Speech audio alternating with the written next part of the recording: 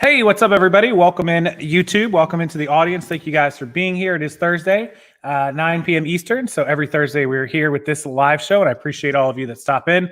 I want to talk about your most profitable and your favorite flips ever. I get this question a lot, actually. I get it in this chat a lot. I've got it on the Facebook group and elsewhere pretty often. What was my biggest profit, my single day, my single item, and also, what was my favorite item, even if it wasn't the most profitable. So we'll talk about that, and I'm going to ask everybody in the chat, too, to share some stories if they want. Also, I want to talk about staying on pace, staying motivated. There's a lot of stuff going around. We talked about, keeping the noise down in the last live show. It was really great. I appreciate everyone who watched that one. But I definitely want to talk about making a checklist, a to-do list, and really staying focused and on topic. So let's jump into it. The first thing I want to tell everyone is my favorite and my most profitable flips on eBay, Amazon, and Poshmark. Really just eBay and Amazon. Posh is kind of just somewhere where we sell some extra stuff. So what's up, everybody in the chat? If you need any help, questions, comments, concerns, over there in the chat, Adam has that blue wrench. He'll be able to help you from Adam's Exploits. What's up, Esteban? How you doing, bud? Okay, so my most profitable single item, and while I'm doing this, you guys can start typing in the chat if you want to share your single biggest profit item, what it was, what you paid for it, where you flipped it, how long it took you to sell it. Any of those kind of details would be awesome. So I've had two really big individual item flips, and I've had some really big group flips. So the biggest single individual item flip I've ever done, does my checklist include dealing with kids? Yeah, we'll talk about that. Is a fire. So I've sold two big items. I sold a fire truck bell in 2009 or 10. Anybody who's not familiar with the old 1920s, 30s fire truck bells, everyone knows this story who's a longtime viewer of mine. If you're new here in this channel, you may not know. Off the front of fire trucks, as they went pedaling down the road in the 1920s and 30s, they had those big old fire truck bells. Maybe there's a firefighter or somebody here that knows more history about it. Was that their blowhorn to like get the traffic out of the way back in the day? Or was that for like something else? I think that was just like to warn the traffic, like, hey, the fire truck's coming. Anyways, those things are big and usually were made out of like bronze and other stuff. I came across one in a group of stuff that this guy had that he was like a hoarder / collector. He had some really good stuff. And it was out on like a separate piece of property. And he had almost like an office for his collection. And so the bell cost me, I bought a whole group of stuff from the guy really cheap. But anyways, the bell was about $30. It weighed every bit of 50, 60 pounds. I mean, it was heavy. I seem to recall two of us carrying it. Anyways, I sold it for 900 and change, maybe 9 plus shipping. I think we charged 60, 70 bucks for shipping, and it cost more than what we charged. So the profit on that thing was probably, 970 sold, so 940 profit, less our fees, which were like $100 was 840, less the like 80 bucks it cost to ship. We made over $700 on that one bell. So $700 on one item. Bill just told us that he sold a dark tower. We bought one for $1 at an estate sale, sold it for $600. That's a fantastic profit. So share some more in the chat. I'd love to see all these. I'll highlight them for you. We'll pop them up there. Dark tower, if you don't know what that is, definitely pop it up. Robert Bowman flipped a cranberry opalescent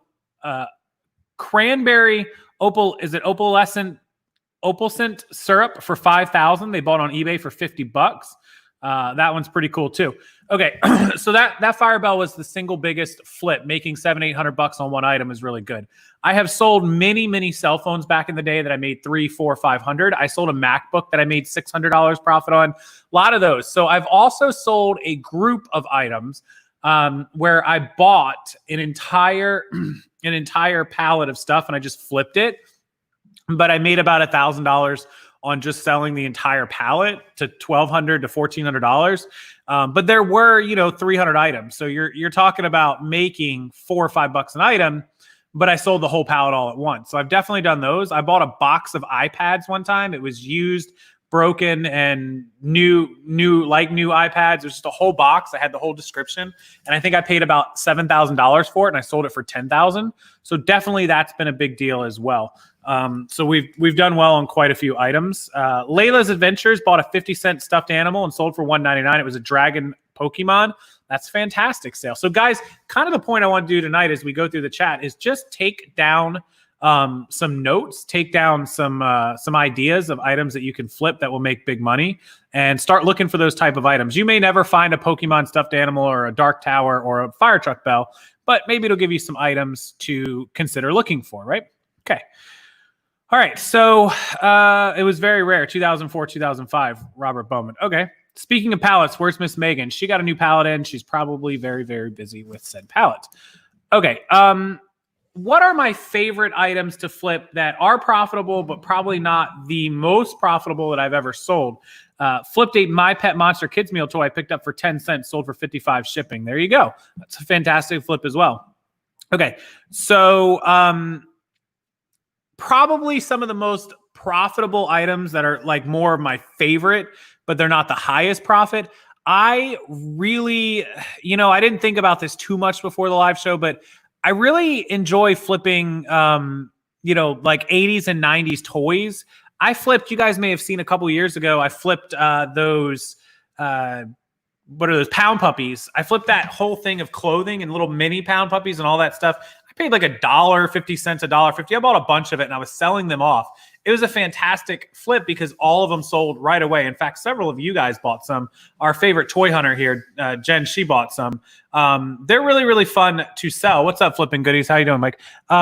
They're fun to sell because, things that sell right away, like as soon as you list them, they're going to sell. Those are great, great items. And pound puppies do fantastic. In fact, anything from the 80s and 90s do well. Those pound puppies were selling for $20, $30, $40 a piece, things that I paid 50 cents and $1 for. I think Jen paid like $30 for one thing, and I sold another one, a full pound puppy, for like 40. So those sold well. It was quite a few items, and I probably made a couple $100 off the whole sale. Probably paid less than $5 or $10 for all of them and sold them for 20 and 30. And that's just a fun item to sell. I love my childhood. I love the 80s and 90s. I love the My Pet Monsters and the little mini figurines, like My Pet Monsters and Monsters in My Pocket are great. There's another one called Muscle, MUSCLE, with dots between it, little muscle guys. Those sell super fast. They're fun to sell. So I love anything about that. That's one of my favorite things. I love selling telecommunication equipment, routers, modems, switches. I love that sort of stuff. They're just high dollar and they have a huge selling range. So they're fun too. Melizana microgrid hoodies are highly profitable. Paid $5, sold for $130. A used hoodie. There you go. And Scott sold a CATV tester for $800, purchased in a box lot of cabling stuff for $10. Jamie flipped a vintage military pilot suit for $400 that he bought at an auction for $750. The guy who bought it listed it back on eBay for $650. So he made, he made $393. He made about $350, and the other guy bought it and made about $175 to $200. So that's two. Share if you've ever bought anything on eBay or Amazon and flipped it back on eBay and Amazon and made money right back on it. Has anybody ever done that? Has anybody done that at all? Has anybody bought off of, hold on, give me 1 second, guys. Okay, so has anybody done that? I've bought a few things off of OA. We call it online arbitrage, OA. We purchased some video games back in the day when they were really hot. Before all this, Pokemon games were fairly new. We were purchasing them for $10 and $15 and flipping them into $40, $50, $60 sales. So I really love selling video games as well. They're one of my favorite items. Again, they're fast sales. I love video games, even though I don't get to play very much. And that sort of stuff is great as well. Beer-related stuff to flip. Wubba Lubba Dub Dub. So that's another one I've only got to sell a couple of. If you guys aren't familiar with the beer taps, like the actual beer taps out of like bars or nightclubs, those do really well. There's a couple of you, Mike from Flippin' Goodies, I think knows a little bit about those. Wubba Lubba Dub Dub does. And that sort of stuff will absolutely come into sales so fast. So like the ones that are really popular, things like, the original Budweisers, Bud Lights, I saw somebody flip one with the Bud Frogs on it one time. This is probably circa 1995. The Budweiser Frogs on the beer tap, and they got like $65-$70 for it. They bought an entire box at an auction, and they paid like $25 for the box. That one alone was, whatever they sold it for, $65, $70. Yeah, so a bulk liquidation purchase, $2 item, rifle scope sold on eBay for $669. So it looks like a lot of people have made $300, $400, $500 profit on one item. Don't do FBA to FBA. Yeah, that's not a good idea. Agreed with Adam. So anything vintage from my childhood, 60s, 80s, 90s, and early 2000s. I like vintage stuff from the 60s and 70s is what I was going to say. The old stuff, like pre-video game, even Atari. Like 80s Atari is fantastic. That stuff sells great. Commodore, if you come across it, or ColecoVision, they're early 80s. That sort of stuff, always fun. But anything older than that technology-wise, anything you can find from the 60s and 70s, we're talking about like the old weather radars, radio stations. Those, I linked in the video yesterday, the best electronics of some of the vintage stuff. That stuff is so much fun to sell because I don't know anything about it. Does anybody have like this draw where they like to sell something? They're not really like, it's beyond your age. Now, some of you in here, that may not be possible, but like things that are older than me really, really excite me because they're just cool. I don't know anything about them. I didn't live during that time period. Even the old kaleidoscope viewers, those are like 80s. That was during my time. I was born in 85, but they weren't, I wasn't old enough to really understand them all that well. So those are pretty cool. Yikes, that takes me back, the Commodore, yeah. Mike sold a $2,000 item that he paid $350 for, and it landed today. The original Atari game console. So I've sold a lot of Ataris in my life. Back in my video game times, I sold so many Ataris. I was selling Ataris like 1 and 2 a week. I was selling the original. I was selling, the flashbacks don't sell for any money, in case anybody is wondering, the newer reproduction ones. But the Atari 2600 is like a fantastic flip. So the original wood, the heavy wood one with the original, controllers, really, really collectible. So love those. Cindy graduated high school the year I was born. I did not graduate high school until 2003. 2003, I graduated high school. It was a fun time, I suppose. High school wasn't bad, but I wasn't a fan of it. Thank you, Cindy. I appreciate that, though. Okay, so all of that sort of stuff. Outside of that, anything in the liquor business, I enjoy some of the collectible decanter stuff. I collect a lot of this stuff. So this is Crystal Head vodka. I love this sort of stuff. I've sold quite a few of these. I'm bad about collecting some of them because I actually like them. This is a pretty cool decanter that I have from, I can't remember where we got this, but it's like an old, like a medieval times. Yeah, this is not for use in dishwasher, medieval times 2001. So I would have been 16 years old, and I've had that long. I really love it. Probably something my dad had or whatever. Dan Aykroyd's liquor is definitely the Crystal Skull. I have one that's signed by him. I have that one I just showed you, and the one above it's signed. Called the Atari Heavy Sixer. Yeah. Found a vintage skateboard at the bins, parted it out, and sold for $300. I did not know that skateboards had that kind of value. So Russ, several years ago before eBay, I bought an Infiniti sedan in pretty rough shape for $500 at a police auction. Didn't do anything to it except have it towed to my house. Sold in 72 hours for $2,600. That's $2,100 less the tow. Made about $2,000. I have an original Nintendo mint condition from the 80s along with 20 tapes. I assume you mean 20 games. How much can I resell for? It all depends on the games. The games could be worth $1 each, or they could be worth $1,000 each. It really, really depends. Marilyn, feel free to email me, rockstarflipper@gmail.com, and send me pictures of the system and what you have, and like maybe the 20 games in a picture, so I can clearly see the titles and everything. And I'll try to give you a good idea of the of what you should list it for. My email's below, rockstarflipper@gmail.com. I only sell items pre-1950, and I love it. Shabby Wonder is a vintage seller pre-1950s. What kind of stuff are we talking about, Shabby? Robbie just sold a book for $230. It's his highest sale. Congratulations. That's very good on a book. Shabby, I'm curious. What's the 1950s? What do you sell pre? Does anybody here, like Shabby, focus on stuff like pre my time, pre-80s, pre-70s,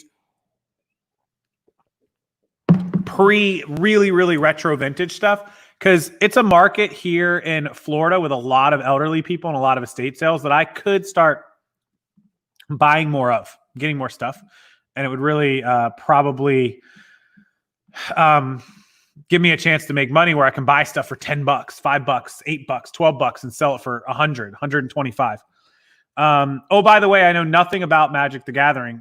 Flipping Goodies just picked up Magic the Gathering, 2,500 cards, paid $100. One of the magazines is listed on eBay for $90. Yeah, Magic the Gathering is something that I know almost everything about from the time it came out, which was, I believe, 94, 95, until about 2006, 2007. I probably know everything there is to know about Magic the Gathering. I don't know their values anymore without looking them up, but I was a actually semi-pro player and collector of the game, and I played in tournaments when I was a teenager. I did pretty well, and yeah, so it was released in 93. I thought it was 94, 93. So I do a lot. I used to sell a ton of Magic. In fact, that's how I started my eBay career, was Magic the Gathering cards. Are the gold border cards harder to find? No. Gold border cards of Magic the Gathering were called World Championship decks. So they would have the World Championships, and then the top 8 players, the 8 decks that they had, they would reproduce those decks into mass produce where you could buy it and basically reenact the World Championships at home and play through it. Those cards were practically worthless, but they do have some value now. They're not worth what the actual cards were worth, but there are some values. I mean, I could look through it. Yeah, Black Lotus is super rare. It is a $2,000-$3,000 card, depending on it. I have the Art of Magic the Gathering, the Wrath Cycle. The magazine is cool. Yeah, the magazine is cool. Kelly sells vintage items that are older than her. That's very cool. A lot of Coca-Cola items. Yeah, I think vintage is fantastic. I think that the older stuff is starting, it's always been popular, but I think that it has really seen an increase. And I really think that if you have older vintage stuff, you should be listing it, because people really are. I see some of the prices and people send me their solds. They really do a lot better now than they've been doing for a long, long time. And I think that that's cool. I think that vintage stuff is very cool. I just don't know a lot about it, but I live in the right state to learn about it. So something I'm going to look into. I don't necessarily like buying and selling things I don't know anything about. I get uncomfortable. Does anybody get uncomfortable when they have to buy and sell stuff they don't know anything about? It makes me nervous, but I'm always willing to learn. I don't close my eyes. So car parts are an easy sell. I mean, car parts are an easy sell, but it's certain things. So like Hondas and Acuras are like a mass, and Toyotas, their parts are, things that people need a lot, and people love those cars and they keep them for a while. They're usually out of warranty more. You find stuff, the other side is like expensive cars, Mercedes, BMW, Audi, stuff that's like, expensive European things. If people can find the parts on eBay, they will. The problem with that is people don't want to work on those cars. A lot of people don't, because they're really hard to work on it. So they only have the dealers work on it. Older stuff has lost its value, I think. I don't think so, Robert. Older stuff, God's waiting room, yeah. Older stuff is doing really well. I had a lot of people link me and email me and send me pictures of tons of stuff that they sell. People send it to me all the time, like, hey, Casey, check out this flip that I made, et cetera, et cetera. And they just do really well. Like, they're just selling stuff left and right. Maybe it's just the things they're selling. Like things like Carnival glass and milk glass aren't doing quite as well. I know that people complain about the glass stuff. Same with like the kitchen stuff, like Corningware and all that sort of thing. But the things that I see people selling, like lamps for big money, old signs for big money, Somebody sent me a picture of some candle holders they sold for like $200 that they paid $10 for in an estate sale. That was ridiculous. You have to know what's hot. Some items don't sell at all or have limited time they sell. Yeah, shabby. Vintage is a whole nother world that I would have to learn. So it's something that I really think that I should get into more of, but I just don't know enough about it. But it's something I'm going to learn. I've made it my goal this year to learn some sort of amount of vintage. We'll see. The vintage clothing is something I do know a little bit about. Not an expert by any stretch of the imagination, but I do know a little bit about that. The 50s to 80s is pretty good, but all the pre-stuff 1930s is way down in price. So the really, really old stuff. So if it's 100 years or older, it's down, but the things that are about 60 years old to 70 years old seem to be 50, 60, 70 years old, 50s and 60s. Let me tell you, if you're not familiar with Amazon's Marvelous Miss Maisel, it is cast in a show about Rachel Brosnahan plays Miss Maisel. She's an amazing actress. It's cast in the 1940s and 50s. It's pre-World War II. In fact, it may still, somebody help me. Is it, because I think she goes to like USO troop shows. I haven't seen season 3 yet. Don't ruin it. But I think it's pre-World War II, the end of World War II. So you're talking like 1940 to the 50s. And she lives in New York City, and that show had a huge fan base. It still does. And it's very popular. They're coming out season 4. And all the stuff in her show, a lot of it was sourced off eBay. The prop, I actually know somebody that sold something to one of the prop designers of the Marvelous Miss Maisel, and they were buying all this vintage 50s and 40s stuff. And it was, people just love that stuff. What's up, Aurora Styles? How you doing? Welcome in. Vintage toys do great. Yeah, so vintage toys, another one. I just saw on the other night on a show, I won't say the name of the show, you can guess, where they sold a Batman toy for like $600. The old Batman Batcave 3-story setup that kids would play with. Jamie Pace is here. What's up? If you need help, he's here too. Not sure, but I think it just got canceled. No, Marvelous Miss Maisel didn't get canceled. It's actually coming out with a season 4. They're filming right now, I believe. Or they just started filming again because they had to shut down for a little while. So, hey, Ruth, how are you doing? Welcome in. Good to see you. And hello from Australia. So, yeah, that 1950s, 60s, 40s, 50s, and 60s stuff seems to be really, really hot. If you live somewhere like here in Florida where there's a lot of elderly people, God's waiting room, as some of you call it, New York is full of vintage stuff. New York and, like upstate New York City, there's a lot of older thrift and vintage stores I know that people shop in. Cutco kitchen cutlery does have value as well, yes. And they those kind of shops, they have a lot of good stuff. I know people that source, they're like pickers that source from that sort of place where, yeah, it's expensive. They might find something for $100, but it's something that's worth $300 and $400. And that's just the kind of business that they do. They buy it for $100 and they flip it for $400. Yeah, it's $300 profit, but then they got to pay big fees. You're talking about $100 worth of fees and shipping, but still it's a big profit because they get to make $200 on one item, right? Okay, so those are some other good items to talk, to look for if you're into vintage or retro 40s, 50s, 60s stuff. You could make advertisements on the internet that you want to buy vintage and retro stuff. Go out, study, research, look up some of the stuff. People buy the clothing. They buy those pillbox hats that the old Jackie Kennedy wore in the 60s and in the late 50s. They buy things like those old phones that, hung on the wall, the old spinny phones, rotary phones, whatever you want to call them. They buy, any of those old kitchen appliances, if they're legit old school toasters, props, people use them for photo shoots. Kate loves vintage stuff. Like vintage photo shoot stuff is fantastic. Thank you, Heather. I appreciate that. Yeah. Hi, Mr. Texas. Welcome in. Yeah. So, that's all great items. I appreciate you guys sharing some of those ideas and some of those items that you flipped. So quite a few there. It looks like the biggest profit, probably that $2,100 car flip, which was great. I know people sell cars, the entire car, and make money. They buy it for $2,000 or $3,000 and sell for $4,000 or $5,000. So big profits there. I've never done that. But vintage clothing, you don't have to start as big as a car. You can start with something as small as a little vintage candle holder or clothing or toaster or whatever it is. And so it's fantastic as well. Yeah, all good ideas.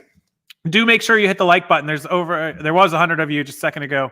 I know I put up the live show a little bit late, so I appreciate you stopping by. Hit the like button before you leave. It really does help the video get better search and helps more people find it and look at it. So if you just take a second, click it, that helps me a lot as well. Thank you, David, for posting that there.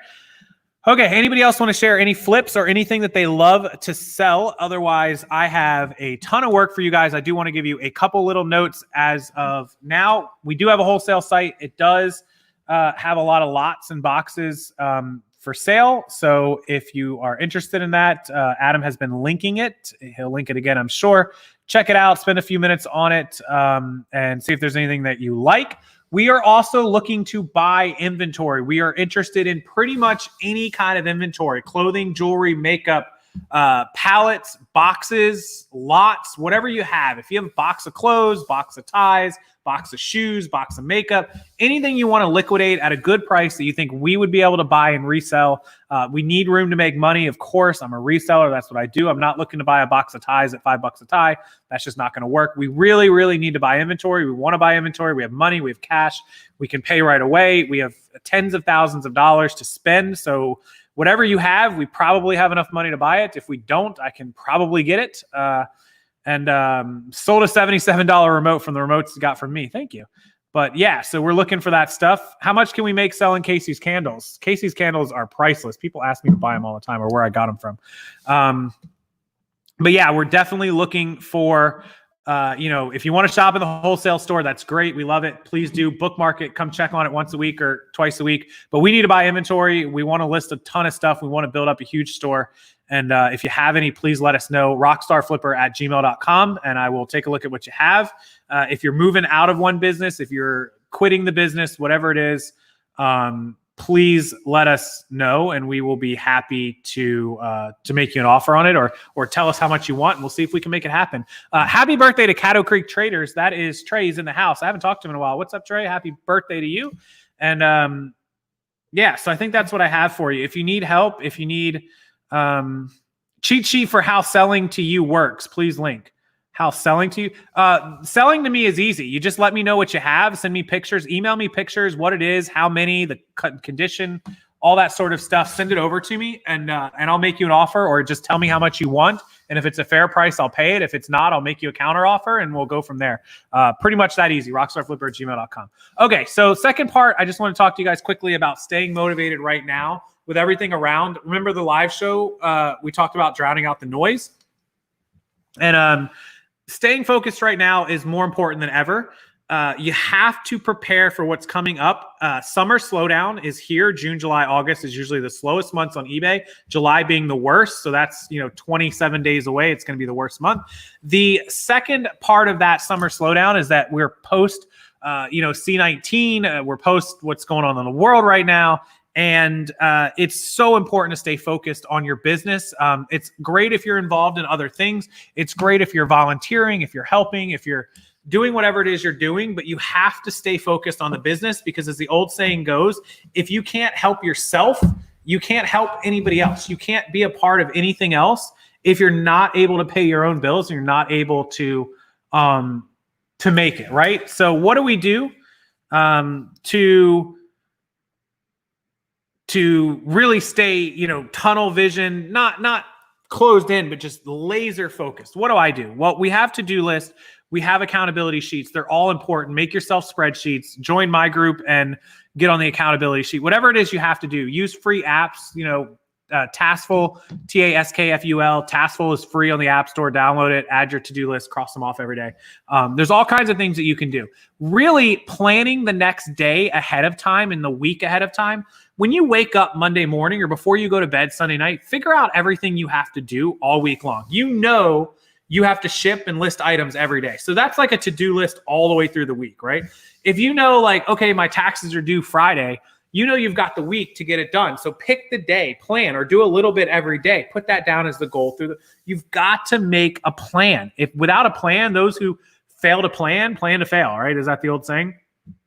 Thank you, FreeSpirit Hunt. I appreciate that. Good night, Jeff. Appreciate you being here.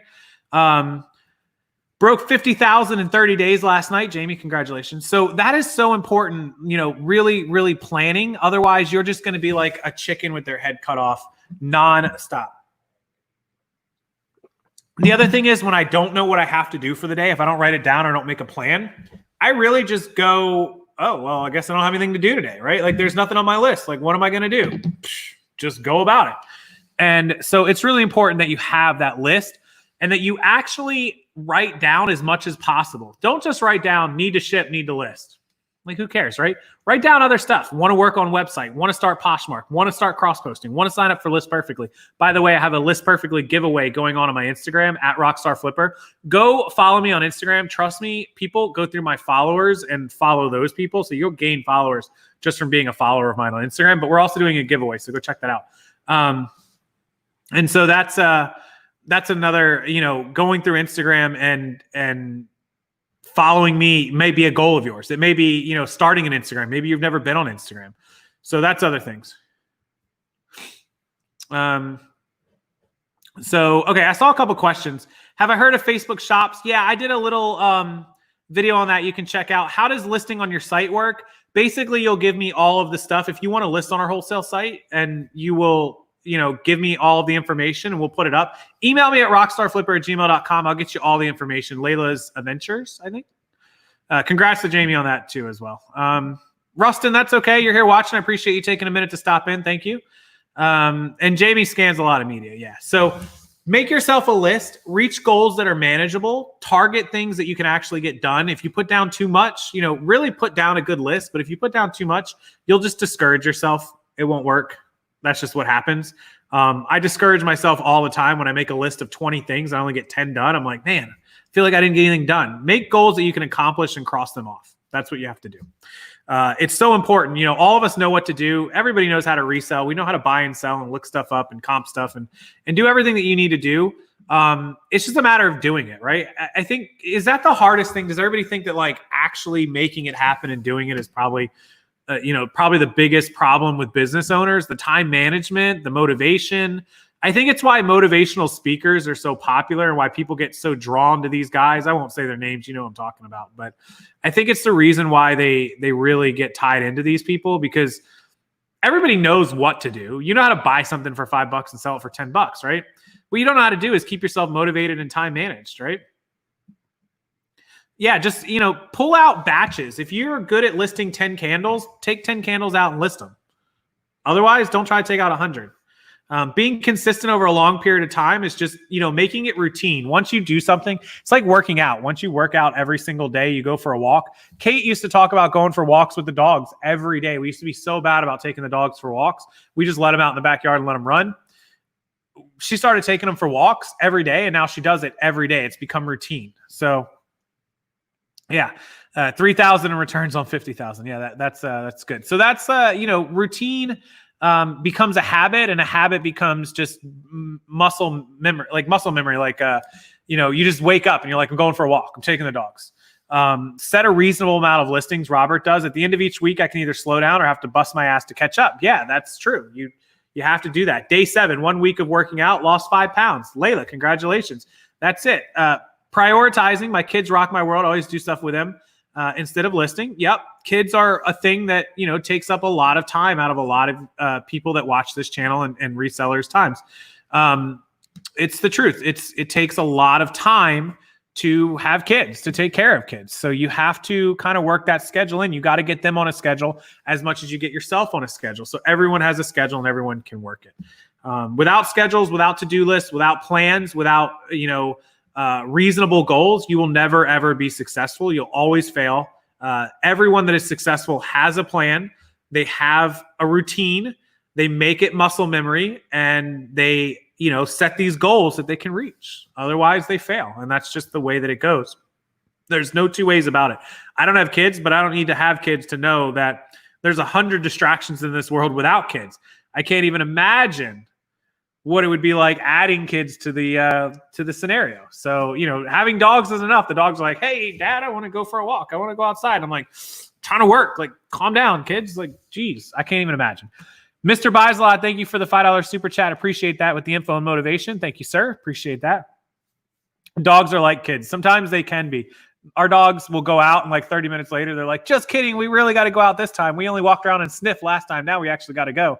I got to get back up, take them back out, take them for a walk, let them in the yard. We're thinking about buying a, yeah, and I have 2 dogs. We're talking about buying another house that's 2-story and the master bedroom's upstairs. So now at nighttime when we settle in, the dog's got to go out. I'm going to have to get up and down to go down the steps, take them out all the time. So maybe we'll stick to a 1-story. I don't know. We love the 2-story. Get married first. Yeah, we'll see. No, I'm just kidding about that. Yeah, I will. Okay, if there's any other questions, comments, or concerns about some of your favorite items you want to drop or profitable items, you can leave it in the chat or leave it in the comment section below after the video. That's even better. Anybody who has already left some, please come back, comment them in the chat so people can see, or in the comments so people can see later. And any of your best tips for staying on task, staying motivated, and staying on top of your time management would be awesome. I appreciate you guys. I thank you, all of you that join me every week. I have a really great live show next week. Don't forget, subscribe and turn your notices on. Hit that little bell so you get notified. It is 9 p.m. though every Thursday, so it's easy to find. But I have a great live show next week, and you guys are not going to want to miss it.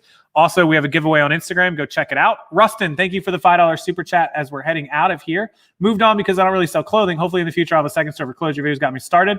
Rustin, we're going to do videos about hard goods and other things. I just put up a hard good electronics video, so I appreciate you dropping in and checking out the content. Thank you for that super chat as well. Really appreciate it. And thank you to everyone who joined in the chat. Have a wonderful night, and I will see you guys next Thursday and, of course, all weekend and next week as usual. Make some money, guys. Email me if you have questions, comments, concerns. Comment them down below, and I will answer as many as I can. Have a wonderful, amazing night and weekend. I'll see you next time.